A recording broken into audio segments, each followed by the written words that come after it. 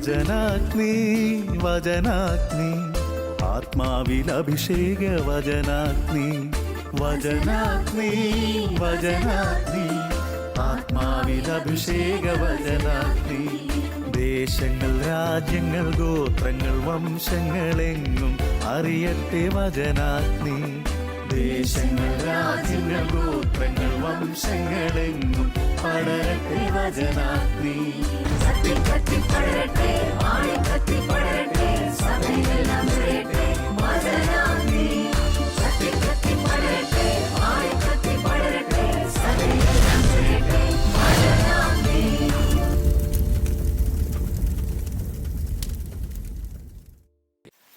യേശുവിൽ ഏറ്റവും പ്രിയപ്പെട്ട എൻ്റെ സഹോദരി സഹോദരന്മാരെ, നിങ്ങളേവരെയും ഏറെ സ്നേഹത്തോടും സന്തോഷത്തോടും കൂടെ യേശുനാമത്തിൽ ഈ വചന ശുശ്രൂഷയിലേക്ക് സ്വാഗതം ചെയ്യുന്നു. നാം ഇന്ന് ധ്യാനിക്കുന്ന വിഷയം ഹൃദയത്തിൽ സംഗ്രഹിക്കുക എന്നതാണ്. അതിനടിസ്ഥാനമായി എടുത്തിരിക്കുന്ന വചനം ലൂക്കായുടെ സുവിശേഷം 2-ാം അധ്യായം 21-ാമത്തെ വചനമാണ്.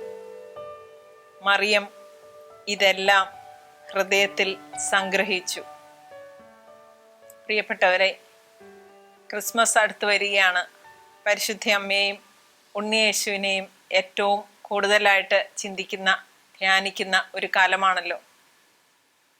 ഞാൻ എപ്പോഴും ചിന്തിക്കാറുണ്ട്, പരിശുദ്ധാത്മാവിനാൽ ഗർഭിണിയാകും, നീ ഗർഭം ധരിച്ച് ഒരു പുത്രനെ പ്രസവിക്കും എന്ന് മാത്രം മാലാഖ പറഞ്ഞപ്പോൾ ഇതെങ്ങനെ സംഭവിക്കും, ഞാൻ പുരുഷനെ അറിയുന്നില്ലല്ലോ എന്ന് മാത്രം പ്രത്യുത്തരിച്ച മാതാവ്.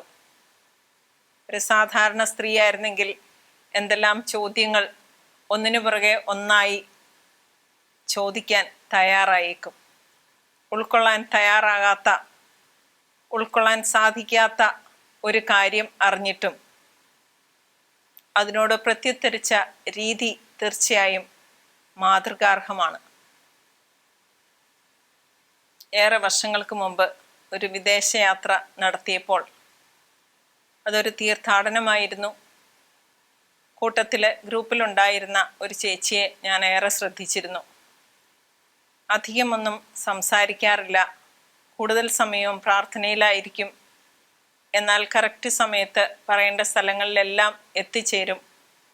ഭക്ഷണം കഴിക്കുന്ന സമയത്ത് കൂടെ വലിയ സംസാരങ്ങളൊന്നുമില്ല, എന്നാൽ എല്ലാവരോടും ഏറെ സ്നേഹത്തോടെ ഇടപെട്ടിരുന്ന ഒരു ചേച്ചി.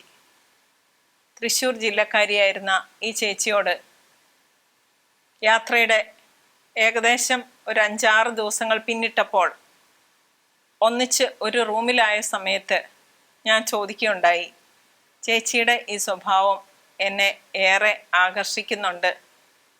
ചേച്ചി എങ്ങനെയാണ് ഇതുപോലെ ബഹളമൊക്കെ ഉണ്ടാക്കാൻ പറ്റിയ സാഹചര്യങ്ങളിലെല്ലാം മൗനം പാലിക്കുന്നതും പ്രാർത്ഥിക്കുന്നതും ഞാൻ ശ്രദ്ധിക്കാറുണ്ടല്ലോ. പ്രിയപ്പെട്ടവരെ, ചേച്ചിയുടെ കുടുംബത്തെ പറ്റി പറയാനിടയായി. ഒരു റിട്ടയേർഡ് നേഴ്സാണ്. കുറേയേറെ നാൾ കേരളത്തിന് വെളിയിൽ, ഇന്ത്യക്ക് വെളിയിൽ ജോലി ചെയ്തിരുന്നു. ചെറുപ്പത്തിലെ മാതാപിതാക്കൾ വൃദ്ധരും രോഗികളുമായിരുന്നു. ഇളയ സഹോദരങ്ങളെ എല്ലാവരെയും ഒരു കര പറ്റിക്കാനായി അത്രയൊന്നും കഴിവില്ലാതിരുന്ന, ശാരീരികമായും മാനസികമായും ചെറിയ പോരായ്മകൾ ഉണ്ടായിരുന്ന ഒരു വ്യക്തിയെ ഭർത്താവായി സ്വീകരിച്ചു. ആ കുടുംബത്തിൻ്റെ സഹായത്തോടെയാണ് ഇന്ത്യക്ക് വെളിയിൽ പോകാനും ജോലി ചെയ്യാനും ജീവിക്കാനും ഒക്കെ ഇടയായത്. ഏറെ സാമ്പത്തിക ശേഷിയുള്ള ഭർത്താവിൻ്റെ കുടുംബത്തെ അപേക്ഷിച്ച് നോക്കുമ്പോൾ ഈ ചേച്ചിയുടെ കുടുംബം ഏറെ ദാരിദ്ര്യത്തിലും ഇല്ലായ്മകളിൽ കൂടെ കടന്നു പോകുന്നതായിരുന്നു. 5 സഹോദരങ്ങൾ ഇളയതായിട്ടുണ്ടായിരുന്നതിനാൽ ഇവരുടെ എല്ലാം വിദ്യാഭ്യാസവും അവർക്കെല്ലാം ഒരു ജോലിയും ലഭിക്കുന്നത് വരെ ഈ ചേച്ചിയുടെ എല്ലാ സമ്പാദ്യങ്ങളും ഈ വ്യക്തികൾക്കായിട്ട് മാറ്റിവെക്കേണ്ടി വന്നു. ചേച്ചി കൂടുതൽ ഒരല്പം ഞാൻ നിർബന്ധിച്ചിട്ടാണെങ്കിലും സംസാരിച്ചപ്പോഴാണ് മനസ്സിലാക്കിയത്. ഒരു സെൻറ്റൻസ് പറഞ്ഞു, മോളെ, ജീവിതത്തിൽ ഇന്ന് വരെ എന്നെ പലരും ഉപയോഗിക്കുന്നതായിട്ടാണ് ഞാൻ കണ്ടത്. സഹോദരങ്ങൾ, ഭർത്താവ്, മക്കള്, ബന്ധുക്കൾ, എന്ത് പ്രയോജനം നമ്മിൽ നിന്നുണ്ടാകും എന്ന് മാത്രം കരുതുന്നവരായിട്ടാണ് എൻ്റെ ജീവിതാനുഭവങ്ങൾ എന്നെ പഠിപ്പിക്കുന്നത്. ചേച്ചി വിശദീകരിച്ചു. എല്ലാ ആവശ്യങ്ങളും ചേച്ചിയുടെ അടുക്കൽ പറഞ്ഞ് സാമ്പത്തികമായിട്ടുള്ള സഹായങ്ങൾ കൈപ്പറ്റാൻ സഹോദരങ്ങൾ തമ്മിൽ മത്സരിക്കുകയായിരുന്നു. മാത്രമല്ല, തൻ്റെ ഏറെ സുഖസൗകര്യങ്ങളും ആഗ്രഹങ്ങളും എല്ലാം ചേച്ചി സ്വന്തം കുടുംബത്തിന് വേണ്ടി സാക്രിഫൈസ് ചെയ്തു എന്ന് വേണം നമുക്ക് പറയാൻ. പോരായ്മകളുള്ള ഒരു ഭർത്താവിൻ്റെ കൂടെ ജീവിക്കുമ്പോഴും ജീവിതത്തിലെ ചില സുഖസൗകര്യങ്ങൾ മാറ്റിവെക്കുമ്പോഴും ജീവന തുല്യമായി കൂടപ്പിറപ്പുകളെ സ്നേഹിച്ചു. ഒപ്പം പ്രാർത്ഥനയിലും മുന്നോട്ട് നീങ്ങിക്കൊണ്ടിരുന്നു. മാതാപിതാക്കളും സഹോദരരും ഒക്കെ തന്നിൽ നിന്ന് എന്ത് പ്രയോജനം കിട്ടും എന്ന് ചിന്തിച്ച് മുതലെടുക്കുന്നത് അറിഞ്ഞിട്ടും ചേച്ചി മൗനം ദീക്ഷിക്കുകയാണ് ഉണ്ടായത്. ഞാൻ ചോദിച്ചു, എങ്ങനെ സാധിച്ചു? എങ്ങനെയാണ് ഇങ്ങനെ സംസാരിക്കാതിരിക്കാൻ പറ്റുന്നത്? പ്രതികരിക്കാതിരിക്കാനുള്ള കാരണം എന്താണ്? ചേച്ചി പറഞ്ഞു, ആദ്യമൊക്കെ ഞാൻ എല്ലാത്തിനും പ്രതികരിക്കുമായിരുന്നു. പക്ഷെ പരിശുദ്ധ അമ്മയുടെ മാതൃക സ്വീകരിച്ചു കഴിഞ്ഞപ്പോൾ ജീവിതത്തിൽ അർഹമായ പ്രതികരണങ്ങളൊന്നുമല്ല അമ്മയ്ക്ക് കിട്ടിക്കൊണ്ടിരുന്നത്. ഒരു ജീവിതം മുഴുവൻ ദൈവേഷ്ടത്തിനായി മാറ്റിവെച്ചതാണ്. എങ്കിലും ജീവിതത്തിൽ എപ്പോഴാണ് ആത്മാർത്ഥമായി ഒന്ന് സന്തോഷിക്കാനായിട്ട് സാധിച്ചത്? അമ്മയുടെ ലക്ഷ്യം മറ്റൊന്നല്ലായിരുന്നോ? രക്ഷാകര ദൗത്യത്തിൽ സഹായി എന്ന സ്ഥാനമല്ലേ അമ്മയ്ക്കുണ്ടായിരുന്നത്? ആത്മീയമായി ചിന്തിക്കുകയും ഏറെ ധ്യാന പ്രസംഗങ്ങളിൽ കൂടെ കടന്നു പോവുകയും ചെയ്തപ്പോൾ ദൈവികമായ ജ്ഞാനം കൊണ്ട് നിറയാൻ സാധിച്ചു. മറ്റുള്ളവർ മുതലെടുക്കുകയാണെന്ന് പൂർണ്ണമായും മനസ്സിലാക്കിയപ്പോഴും അതിനോട് പ്രതികരിക്കാതെ മൗനം പാലിക്കാനുള്ള കൃപ ദൈവത്തിൽ നിന്ന് ലഭിച്ചു എന്നാണ് ചേച്ചി പറഞ്ഞത്. വീണ്ടും മാനസികമായിട്ട് അല്പസ്വല്പം പോരായ്മകളുള്ള ഭർത്താവിൻ്റെ കുടുംബം ചെന്ന് കയറിയ നാൾ മുതൽ സാമ്പത്തിക ശേഷിയില്ലാത്ത ഒരു കുടുംബത്തിൽ നിന്ന് വന്നു എന്ന കാരണത്താൽ മിക്കപ്പോഴും ഭർത്താവിൻ്റെ വീട്ടുകാരിൽ നിന്ന് കുത്തുവാക്കുകൾ സഹിക്കേണ്ടി വന്നിരുന്നു ചേച്ചിക്ക്. ഏറെ സാമ്പത്തികമായിട്ട് ആ കുടുംബത്തെ സഹായിക്കേണ്ടി വന്നില്ല എങ്കിൽ കൂടെയും എല്ലാവരോടും സ്നേഹത്തോടും കരുതലോടും കൂടെ ഇടപെടുകയാണ് ഉണ്ടായത്. പക്ഷേ ആ ഒരു സ്നേഹവും കരുതലും തിരിച്ച് ലഭിച്ചില്ല എന്ന് ഏറെ വേദനയോടെ ചേച്ചി പറയുകയാണ്. ജീവിതത്തിൽ സ്വന്തം വീട്ടിലും ഭർത്താവിൻ്റെ വീട്ടിലും അത്ര സ്നേഹം ലഭിക്കുന്ന അനുഭവങ്ങളല്ല ഉണ്ടായത് എങ്കിലും തീർച്ചയായും അവരെ എല്ലാവരെയും സ്നേഹിച്ച് ആർക്കും ദോഷമായിട്ട് ഒരു വാക്കുപോലും പറയാൻ ഇടവരാതെ ജീവിക്കാൻ എൻ്റെ പരിശുദ്ധ അമ്മയാണ് എനിക്ക് മാതൃകയായത് എന്നാണ് ചേച്ചി പറഞ്ഞത്. ചേച്ചിയുടെ ഭാഷയിൽ പറഞ്ഞാൽ ഹൃദയത്തിലൂടെ വാൾ കടക്കുന്ന അനേകം അനുഭവങ്ങൾ ജീവിതത്തിൽ മൊത്തത്തിൽ ഉണ്ടായിട്ടുണ്ട്. ഏറെ സ്നേഹിച്ചിരുന്ന സ്വന്തം മാതാപിതാക്കളും സഹോദരീ സഹോദരന്മാരും കുറേ നാൾ കഴിഞ്ഞപ്പോൾ അവരെല്ലാം സുസ്ഥിരമായ ഒരു ഭാവിയിലെത്തിയപ്പോൾ ചേച്ചിയുടെ കാര്യം പൂർണ്ണമായും വിസ്മരിക്കുന്ന അവസ്ഥയിലെത്തി. എന്തിനെങ്കിലും ഫോൺ ചെയ്യുന്നെങ്കിൽ അത് എന്തെങ്കിലും ആവശ്യം ഉന്നയിക്കേണ്ട അവസ്ഥയിലോട്ട് കാര്യങ്ങൾ ചെന്നെത്തി നിന്നു എന്ന് മനസ്സിലായപ്പോഴും തിരിച്ചൊന്നും ചോദിക്കാൻ ചേച്ചി പോയില്ല. മൗനം ദൈവത്തിൻ്റെ ഒരു വലിയ ദാനമായും മറ്റുള്ളവരെ മുറിപ്പെടുത്താൻ ഇടയാകാത്ത വിധം എന്നെ നിയന്ത്രിക്കണമേ എന്നാണ് ചേച്ചിയുടെ പ്രാർത്ഥനയെന്നും ഏറെ അത്ഭുതത്തോടെ ഞാൻ തിരിച്ചറിഞ്ഞു. വീണ്ടും മക്കളുണ്ടായി. ഏറെ നാള് മക്കളിൽ നിന്ന് വേർപെട്ടാണ് ചേച്ചി കഴിഞ്ഞിരുന്നത്. ജോലി സംബന്ധമായ ആവശ്യങ്ങളുണ്ടായിരുന്നതിനാൽ ഭർത്താവിൻ്റെ വീട്ടിലായിരുന്നു 2 കുട്ടികളും ഉണ്ടായിരുന്നത്. അവരുടെയും ഭാവിയും ഏറെ ശ്രേഷ്ഠമായ വിദ്യാഭ്യാസ യോഗ്യതയും അവർക്ക് കൈവരിക്കാൻ ചേച്ചിയുടെ ജോലി കാരണമായെങ്കിലും മുതിർന്ന കുട്ടികൾ അമ്മ ഞങ്ങൾക്ക് ആവശ്യമായിട്ടുള്ള സ്നേഹവും പരിചരണവും തരാൻ മറന്നു എന്ന വാക്കുകളാൽ വീണ്ടും കുറ്റപ്പെടുത്താനിടയായി എന്നാണ് ചേച്ചിയുടെ ഭാഷ്യം. വീണ്ടും അവരുടെ വിവാഹ ആവശ്യങ്ങളും അതുപോലെയുള്ള എല്ലാ കാര്യങ്ങളിലും മക്കളടക്കം തന്നെ ഉപയോഗിക്കുന്നത് തിരിച്ചറിയാനായിട്ട് ആ ചേച്ചിക്ക് സാധിച്ചു. ഒരു 15 മിനിറ്റോളം സംസാരിച്ചു കഴിഞ്ഞപ്പോൾ ചേച്ചിയുടെ 2 കണ്ണുകളും നിറഞ്ഞു. ചേച്ചി പറയുകയാണ്, എൻ്റെ മനസ്സിലെ വിചാരങ്ങൾ ഞാൻ ചൊരിയുന്നത് ദൈവസന്നിധിയിലാക്കി. ഈ ഒരു ജീവിതം കൊണ്ട് ഒരുപാട് പേർക്ക് നന്മ ചെയ്യാനായിട്ട് സാധിച്ചു. മാത്രമല്ല, ഏറെ സമയം പ്രാർത്ഥനയിൽ ചെലവഴിക്കാനും മധ്യസ്ഥ പ്രാർത്ഥന എന്ന പുണ്യത്തിലൂടെ അഭിവൃദ്ധിപ്പെടാനും ചേച്ചിക്ക് സാധിച്ചു. ആ യാത്രയിലുണ്ടായിരുന്ന എല്ലാവരുടെയും പ്രാർത്ഥന ആവശ്യങ്ങൾ ഈ ചേച്ചിയോട് പലരും വന്ന് പറയുന്നത് ഞാൻ ശ്രദ്ധിക്കാറുണ്ടായിരുന്നു. പ്രിയപ്പെട്ടവരെ, നാവിനെ നിയന്ത്രിക്കാനും നാവിനെ ദൈവത്തിന് കാഴ്ചവെക്കാനും തിരിച്ചു പറയാൻ എല്ലാ അവസരങ്ങളും ഉണ്ടായിട്ടും അത് പറയാതെയും ജീവിക്കുന്ന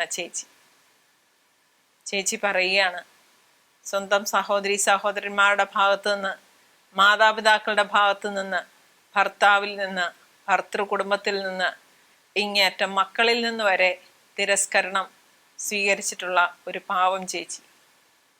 എല്ലാ കാര്യങ്ങളും ദൈവത്തോട് ഷെയർ ചെയ്യുന്ന, ദൈവസന്നിധിയിൽ ഏറെ സ്നേഹവും കരുതലും ആശ്വാസവും കണ്ടെത്തുന്ന, എപ്പോഴും പുഞ്ചിരിക്കുന്ന മുഖത്തോടെയുള്ള ഈ ചേച്ചിയുടെ ജീവിത അനുഭവങ്ങൾ കേട്ടപ്പോൾ ഏറെ വിഷമം തോന്നിയെങ്കിലും ദൈവകൃപ എങ്ങനെ ഒരാളിൽ പ്രവർത്തിക്കുന്നു എന്ന് മനസ്സിലാക്കാൻ സാധിച്ചു. പ്രിയപ്പെട്ടവരെ, ഒരുപാട് പേർക്ക് അനുഗ്രഹമായി, പ്രാർത്ഥനയുടെ ഒരു ആൾ രൂപമായി ഫുൾ ടൈം പ്രാർത്ഥനയിലായിരിക്കുന്ന ഈ ചേച്ചി തീർച്ചയായും ആ കുടുംബത്തിനും ഭർത്താവിൻ്റെ കുടുംബത്തിനും പ്രാർത്ഥിക്കുന്ന എല്ലാവർക്കും അനുഗ്രഹമായി തീരും എന്നതിൽ സംശയമില്ല.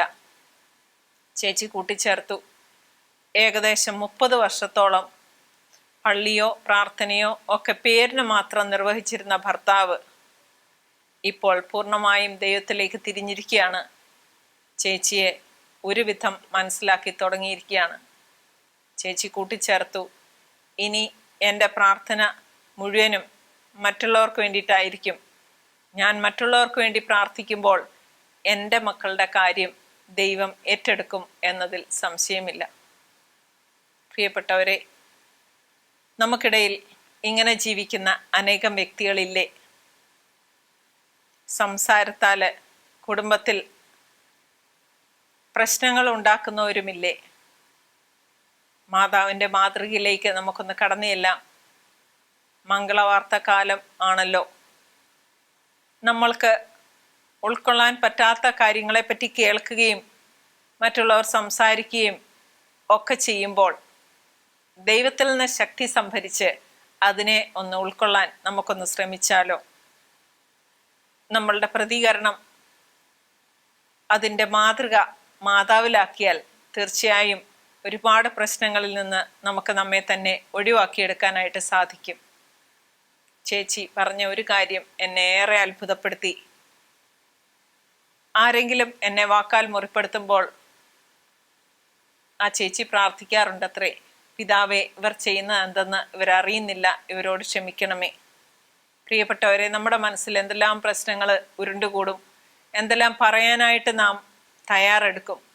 പക്ഷേ ഈ ഒരു സംസാരത്തിൽ ആവശ്യമുള്ളിടത്ത് സംസാരിക്കാനും അല്ലാത്തടത്ത് മൗനം പാലിക്കാനുമുള്ള ദൈവകൃപ ചേച്ചിക്ക് ലഭിക്കുന്നതായിട്ട് അറിഞ്ഞു. പല വ്യക്തികളുമായി നാം ഇങ്ങനെ ഇടപെടുമ്പോഴാണ് ദൈവികമായിട്ടുള്ള ചിന്തകൾ നമ്മുടെ ഉള്ളിലേക്കും കടന്നു വരുന്നത്. പ്രിയപ്പെട്ടവരെ, ഇതുമായി ബന്ധപ്പെട്ടിട്ടുള്ള ഏതാനും വചനങ്ങളിലേക്ക് നമുക്കൊന്ന് കടന്നു ചെല്ലാം. നമ്മുടെ സംസാരം, നമ്മുടെ പ്രതികരണം നമ്മൾക്ക് ഇഷ്ടമില്ലാത്ത രീതിയിലാകുമ്പോൾ എങ്ങനെയായിരിക്കണം നാം പ്രത്യുത്തരിക്കേണ്ടത് എന്ന് വചനത്തിലൂടെ നമുക്കൊന്ന് നോക്കിയാലോ? ആദ്യത്തെ വചനം ഇതാണ്. സഭാപ്രസംഗന്റെ പുസ്തകം 3-ാം അധ്യായം 7-ാം വാക്യം ഇങ്ങനെ പറയുന്നു: എല്ലാത്തിനും ഒരു കാലമുണ്ട്, മൗനം പാലിക്കാൻ ഒരു കാലം, സംസാരിക്കാൻ ഒരു കാലം.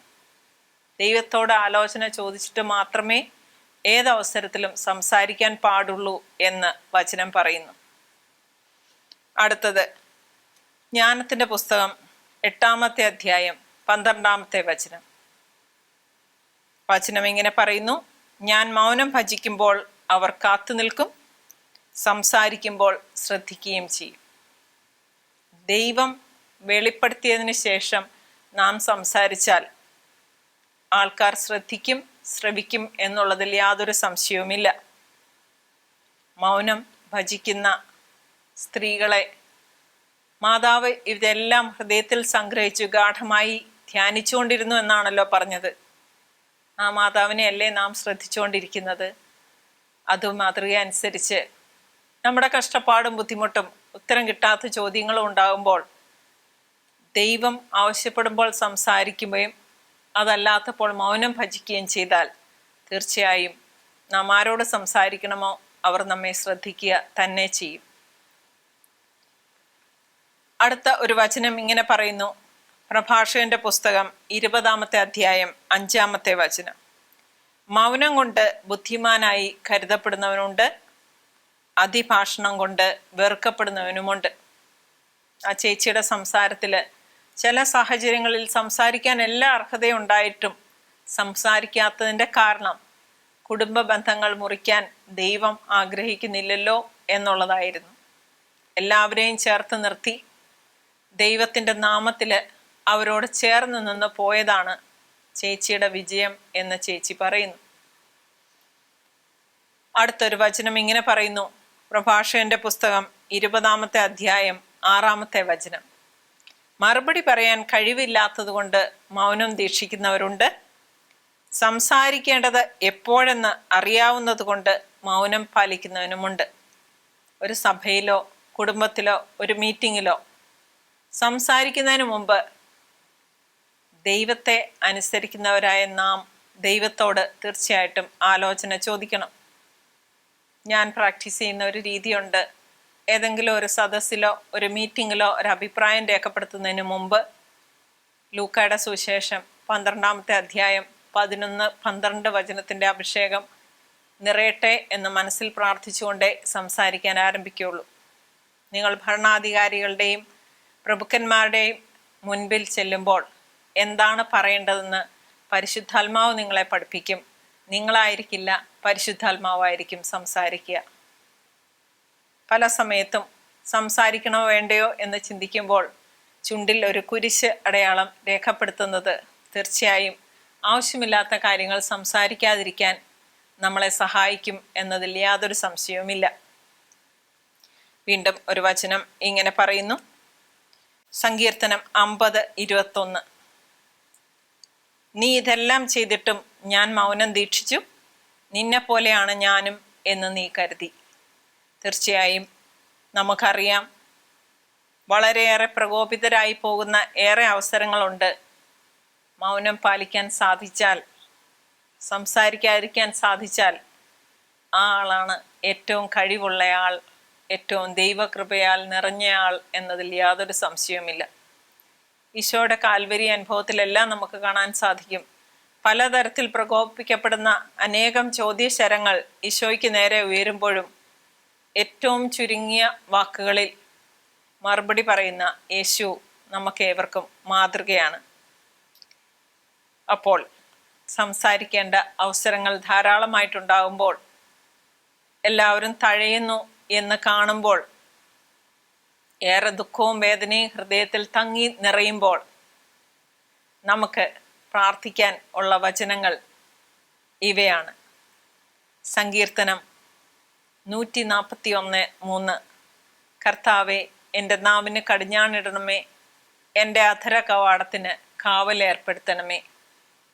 തീർച്ചയായിട്ടും ഈ വചനം ഏറ്റുചൊല്ലിയാൽ ആവശ്യമില്ലാത്ത ഒന്നും നമുക്ക് സംസാരിക്കാൻ ഇടയാകില്ല. ഇനി ഒരു വചനം ഇങ്ങനെ പറയുന്നു. സങ്കീർത്തനം 19:14. നമുക്ക് കർത്താവിനോട് പ്രാർത്ഥിക്കാനുള്ള വചനമാണ്. എൻ്റെ കർത്താവെ, എൻ്റെ അധരങ്ങളിലെ വാക്കുകളും എൻ്റെ ഹൃദയത്തിലെ വിചാരങ്ങളും അങ്ങയുടെ ദൃഷ്ടിയിൽ സ്വീകാര്യമായിരിക്കട്ടെ. പ്രിയപ്പെട്ടവരെ, അവസാനം പറഞ്ഞ 2 വചനങ്ങളും ചേച്ചി എനിക്ക് പറഞ്ഞു തന്നാണ്. സങ്കീർത്തനം 141:3, സങ്കീർത്തനം 19:14. ഒരു എളിയ വ്യക്തിയുടെ ജീവിത വിജയത്തിന്, സംസാരത്തെ നിയന്ത്രിക്കുന്നതിന് സഹായിക്കുന്ന അഭിഷേകമുള്ള വചനങ്ങൾ പല പ്രാവശ്യം ഏറ്റുപറയുന്ന ചേച്ചി, ജീവിതത്തിൽ സമാധാനവും സന്തോഷവും ദൈവകൃപയും ധാരാളമായി വർഷിക്കപ്പെടുന്ന ഒരു വ്യക്തിയുടെ നിയന്ത്രണത്തിന് ആവശ്യമായിട്ടുള്ള ബൈബിൾ വചനങ്ങൾ. പ്രിയപ്പെട്ടവരെ, ഇത് ശ്രവിച്ചുകൊണ്ടിരിക്കുന്ന അനേകരുണ്ടാകാം. നമുക്ക് നമ്മുടെ സംസാര രീതി ഒന്ന് അപഗ്രഥിച്ച് നോക്കിയാലോ? മറ്റുള്ളവരെ മുറിപ്പെടുത്തുന്ന രീതിയിലുള്ള വാക്കുകൾ, അത് പറയാൻ അർഹതയുള്ള സാഹചര്യം ഉണ്ടായിട്ടും പറയാതെ ഇരിക്കുന്ന വ്യക്തികൾ ദൈവകൃപ നിറഞ്ഞവരാണ്. ചെറിയ പ്രകോപനം ഉണ്ടാകുമ്പോഴേ എടുത്തു ചാടി സംസാരിക്കുന്ന ഒരു സ്വഭാവമാണ് നമുക്കുള്ളതെങ്കിലും, പറയുന്നതിൽ കാര്യമുണ്ടെങ്കിലും നമുക്ക് ഈശോയുടെയും മാതാവിൻ്റെയും മാതൃക ഒന്ന് സ്വീകരിച്ചാലോ? ക്രിസ്മസ് കാലമാണല്ലോ. സൽപ്രവർത്തികളാൽ പുൽക്കൂടൊരുക്കാനും ഉണ്ണീശോയ്ക്ക് ആവശ്യമായിട്ടുള്ള വസ്തുക്കളെല്ലാം ഒരുക്കാനും ചെറിയ ക്ലാസ്സുകളിൽ ധാരാളം സിസ്റ്റേഴ്സ് നമ്മളെ പഠിപ്പിച്ചിട്ടില്ലേ? ഈ ഒരു ക്രിസ്മസ് കാലത്ത് മറ്റുള്ളവരെ മുറിപ്പെടുത്തുന്ന സംസാരം ഒന്ന് ഒഴിവാക്കാൻ നമുക്ക് ശ്രമിച്ചാലോ? ഈ വചനങ്ങളുടെ അഭിഷേകം നമ്മളുടെ സംസാരത്തിൽ ധാരാളമായി കൊണ്ടുവരാനായി ഈ വചനങ്ങൾ നമ്മെ തീർച്ചയായിട്ടും സഹായിക്കും എന്നതിൽ സംശയമില്ല. പ്രിയപ്പെട്ടവരെ, ജ്ഞാനം ലഭിച്ചവരുടെ അടുത്ത് ചെന്നിരുന്നാൽ സംസാരം ഏറ്റവും ലിമിറ്റഡ് ആയിരിക്കും. ഒരുപാട് വാക്കുകളൊന്നും അവരുടെ വായിൽ നിന്ന് ഉതിരുകയില്ല. എനിക്കറിയാവുന്ന ഒരു സാറുണ്ട്, ഏറെ ബഹുമാനിച്ചിരുന്ന ഒരു റിട്ടയർഡ് അധ്യാപകനാണ്. ചില സമയങ്ങളിൽ മനസ്സ് കലുഷിതമാകുന്ന അവസരങ്ങളിൽ ഇദ്ദേഹത്തോട് ഞാൻ ഫോണിൽ സംസാരിക്കാറുണ്ട്. ഏറെ ദൈവിക ജ്ഞാനം വഴിഞ്ഞൊഴുകുന്ന ഏതാനും ചില ആശയങ്ങൾ മാത്രമേ ഈ സാറിൻ്റെ ഉള്ളിൽ നിന്ന് പുറത്തു വരാറുള്ളൂ. അതുപോലെ ഞാൻ ഏറെ ബഹുമാനിക്കുന്ന ഒരു റിട്ടയർഡ് കോളേജ് പ്രൊഫസറുണ്ട്, ഒരു മാഡമാണ്. ഞങ്ങളുടെ എല്ലാ ക്ലാസ് എടുക്കാനായിട്ട്, ഞാൻ മോട്ടിവേഷൻ ക്ലാസ്സും ഒക്കെ എടുക്കാനായിട്ട് പോകുമ്പോൾ എൻ്റെ കൂടെ വരാറുള്ള ഒരു മാഡമാണ്. എത്രയോ അനുഭവ സമ്പത്താൽ അലങ്കരിക്കപ്പെട്ട ഒരു മഹനീയ വ്യക്തിത്വം. ഏതൊരു കാര്യം നാം സംസാരിച്ചാലും അനുഭവജ്ഞാനമുള്ള ഈ മാഡത്തിൻ്റെ വാക്കുകൾ ഏറെ നമുക്ക് പ്രകാശം പകരും. ആ തരത്തിലുള്ളതായിരിക്കും എന്നതിൽ യാതൊരു സംശയവുമില്ല. പലപ്പോഴും ഞാൻ തുറന്ന് സംസാരിച്ചിട്ടുണ്ട്. മാഡത്തോടൊക്കെ സംസാരിക്കുമ്പോഴാണ് ഏറ്റവും കൂടുതൽ നമ്മൾക്ക് മനസ്സിൽ കൂടെ കടന്നു പോകാത്ത ദൈവിക ചിന്തകൾ ഉള്ളിലേക്ക് നിറയുന്നത്. തീർച്ചയായും എപ്പോഴും മാഡം പറയാറുള്ള ഒരു കാര്യമുണ്ട്, താമസിച്ച് കിട്ടുന്ന അനുഗ്രഹങ്ങൾക്ക് പ്രാർത്ഥനയുടെ അധിക പുതിയലുള്ളതായിരിക്കും. തീർച്ചയായിട്ടും കുടുംബ ബന്ധങ്ങളെ നിലനിർത്താനും മറ്റുള്ളവരിൽ നിന്ന് വേദനിപ്പിക്കുന്ന അനുഭവങ്ങൾ ധാരാളമായി ഉണ്ടായാലും നമ്മുടെ നാവിനെ ഒന്ന് നിയന്ത്രിക്കാൻ നമുക്ക് ശ്രമിക്കാം. മാതാവിനെ പോലെ ഹൃദയത്തിൽ സംഗ്രഹിക്കാനുള്ള ദൈവകൃപ ലഭിക്കുന്നതിനായി നമുക്ക് പ്രാർത്ഥിക്കാം. സ്ത്രീകളും പുരുഷന്മാരും ജ്ഞാനത്തിൻ്റെ നിറകുടങ്ങളായി മാറട്ടെ. ദൈവത്തിൻ്റെ വചനം വായിൽ നിന്ന് ആവശ്യമുള്ളപ്പോഴെല്ലാം വീഴാനും ആവശ്യമില്ലാത്തതൊന്നും നമ്മുടെ നാവിൽ നിന്ന് വരാതിരിക്കാനും മാതാവിൻ്റെ മാതൃകയും മധ്യസ്ഥവും നമുക്ക് സമൃദ്ധമായി ചോദിച്ചു വാങ്ങുന്ന ഒരു കാലമാണല്ലോ ഇത്. ഈ മംഗളവാർത്ത കാലത്ത് മാതാവിന് ലഭിച്ചതുപോലെ നമുക്കൊട്ടും ദഹിക്കാത്ത ചില കാര്യങ്ങൾ ദൈവത്തിലൂടെ നമുക്ക് ലഭിക്കുമ്പോൾ, സഹനത്തിൻ്റെ വഴിയിലൂടെ പോകേണ്ടി വരുമ്പോൾ തീർച്ചയായും ചോദ്യം ചെയ്യാതെ അതിനെ ശിരസാ വഹിക്കാനുള്ള കൃപ ലഭിക്കാനായി നമുക്ക് പ്രാർത്ഥിക്കാം. മനസ്സുകൾ അസ്വസ്ഥമാകാതെ ദൈവം ആഗ്രഹിക്കുന്ന കാര്യങ്ങൾ അതുപോലെ നിവർത്തിക്കപ്പെടട്ടെ എന്നും, ദൈവം അറിയാതെ ജീവിതത്തിൽ ഒന്നും സംഭവിക്കുന്നില്ലെന്നും, എന്തെങ്കിലും ചലഞ്ചിങ് ആയിട്ടുള്ള ഒരു കാര്യം നമ്മുടെ ജീവിതത്തിൽ സംഭവിച്ചാൽ അതിലൊരു പാക്കേജ് ഉണ്ടെന്നും അതിൽ കൂടെ ദൈവം കൊണ്ടു നടക്കുമെന്നും നമുക്ക് തിരിച്ചറിയാൻ സാധിക്കട്ടെ. പ്രിയപ്പെട്ടവരെ, നമുക്ക് നമ്മുടെ കണ്ണുകളെ അടയ്ക്കാം, പ്രാർത്ഥിക്കാം. ഇപ്പം ശ്രവിച്ച ഈ വചനങ്ങളെല്ലാം നമ്മളുടെ കഷ്ടപ്പാടുകളും ബുദ്ധിമുട്ടുകളും എല്ലാം ഹൃദയത്തിൽ സംഗ്രഹിക്കാനുള്ള കൃപയ്ക്കായി നമുക്ക് പ്രാർത്ഥിക്കാം.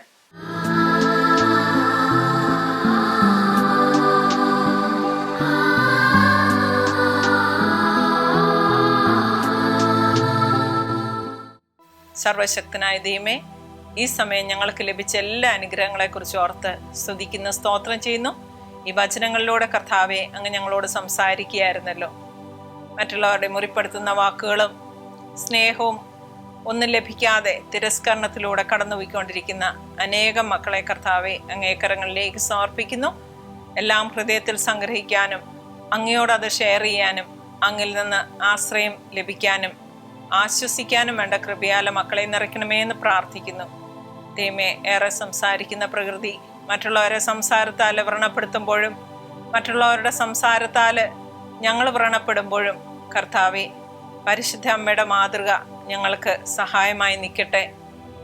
എല്ലാം ഹൃദയത്തിൽ സംഗ്രഹിച്ച് ഗാഠമായി ധ്യാനിച്ച് അങ്ങിലർപ്പിക്കാനുള്ള കൃപയാൽ ഈ വചന ശുശ്രൂഷ കേട്ടുകൊണ്ടിരിക്കുന്ന എല്ലാ മക്കളെയും സമൃദ്ധമായി അനുഗ്രഹിക്കണമേ എന്ന് ഞങ്ങൾ പ്രാർത്ഥിക്കുന്നു. അമ്മേ മാതാവേ, അമ്മയുടെ മാതൃക ഞങ്ങൾക്ക് ദാനമായി തരണമേ. അങ്ങയെപ്പോലെ എല്ലാ കാര്യങ്ങളും ചോദ്യം ചെയ്യാതെ സ്വീകരിക്കാനുള്ള കൃപയാൽ ഞങ്ങളെ നിറയ്ക്കണമേ. സകല മാലാഖമാരെ വിശുദ്ധരെ ഞങ്ങൾക്ക് വേണ്ടി മധ്യസ്ഥം വഹിക്കണമേ. ഹല്ലേലൂയ, ആമേൻ. യേശുവേ നന്ദി.